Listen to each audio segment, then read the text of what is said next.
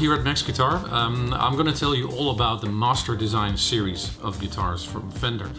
These are made in 2018 and they consist of 20 guitars each, made by 7 different master builders. This is one of them, and we're going to make a series of 7 videos that shows you every guitar and all the pros and cons and specs. Okay, so first of all we start with what's so different about Masterdesign and Master Build versus a normal production guitar. Well, let's say there are a lot of craftsmen in the Fender factory, but every craftsman does one thing.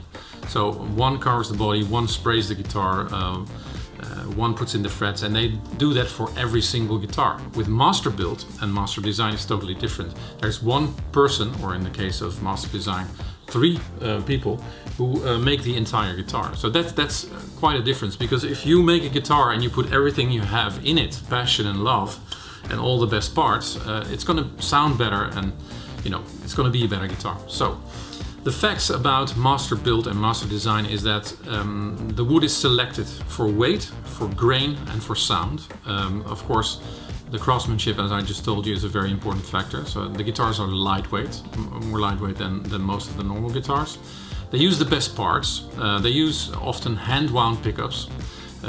And they use, for instance, details like bone nuts and very ultra thin lacquer.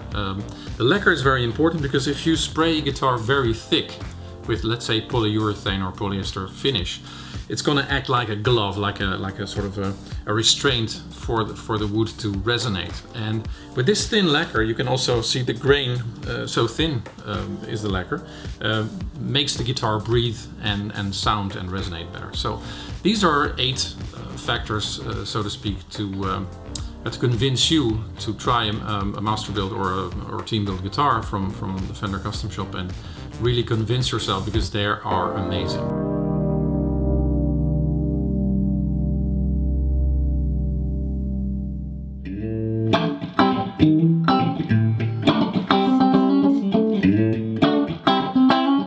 So another great guitar in this series is, of course, the Cruz made mod rock Strat. I would say this is inspired by, let's say, a 50s guitar or a 70s guitar that was modded, so-called, by the previous owner. And of course you see it has a very nice sparkle finish.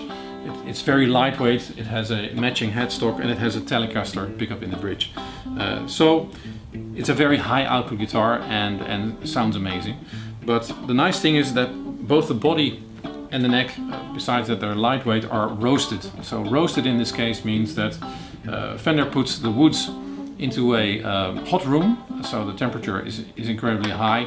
But there's no oxygen in that room, because normally if you put wood and high temperatures and oxygen together, it doesn't make for a very good match. So what happens is the guitar becomes old, or the wood becomes old, more or less instantly, and the cell structure becomes harder, rigid, and all the water is sort of pulled out of the guitar.